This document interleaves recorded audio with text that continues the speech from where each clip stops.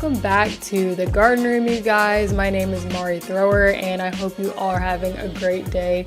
Today, I want to talk about the benefit versus the blessing. And so many times in my life, I'm always thinking about myself.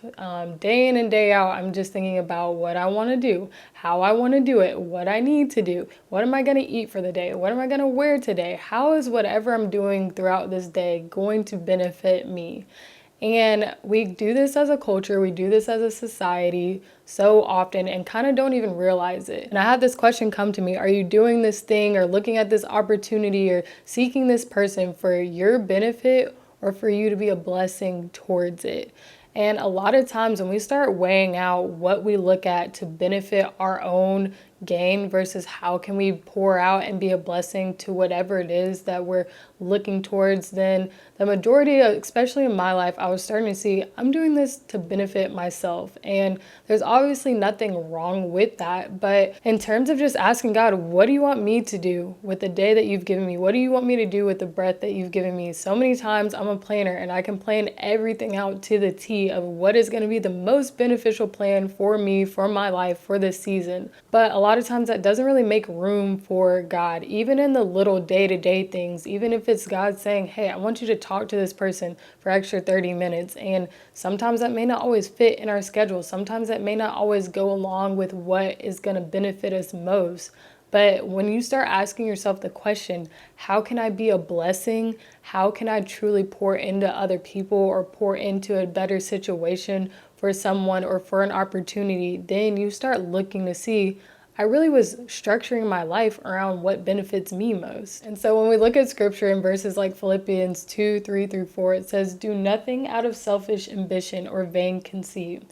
Rather, in humility, value others above yourselves, not looking at your own interests, but each of you to the interest of others. And a lot of times we can constantly live a life, especially me, thinking that, oh, I put others above myself and I do things for other people and I try to live a generous life. But at the same time, when I really do look at the breakdown of my schedule, when I really do have to start doing things for other people that doesn't fit into what I planned out for the day, and I'm not fully open to the things of the Lord saying, hey, take some extra time to do this or do that in the middle of my schedule. Am I really looking to be open to being a blessing to other people, or am I really just looking at the way I can benefit from a situation? I tell myself I want my life to look like Jesus. A lot of times this is what it looks like, truly looking to be a blessing to other people throughout whatever is going on in your life. But a lot of times this requires sacrifice, and it causes us to have to surrender our schedule and our plans to the Lord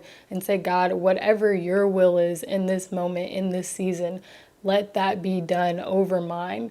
And so, no, if you've been planning out your life and doing all these things that feels like, oh, maybe I've only been looking to benefit myself, is that a bad thing? No. But do you want to start creating more space for the Creator to be able to move and allow you to be a part of being a blessing in someone else's life? And honestly, that's what it looks like to live an abundant life. That's when I started to see a shift and a change of, man, I'm not only gearing my life towards how I can best set myself up for success, but I'm gearing my life to be able to be a blessing to other people. And honestly, you feel so much more just joy and fulfillment in being able to walk in those same footsteps as Jesus did. So I want to challenge you guys with that. Just simply ask God, how can I be a blessing to someone else throughout my day, throughout my week, throughout this season of my life? And where can I make more room for you in my schedule? And just truly allow the Lord to come into that space in your life. It is not always easy. It's something I am working through, just truly surrendering my schedule and the things I want to do to the Lord. And just know that He'll direct your paths and your steps throughout every situation. And so I hope you guys have a great day. Know that I am praying for you, and I will see you in the next video.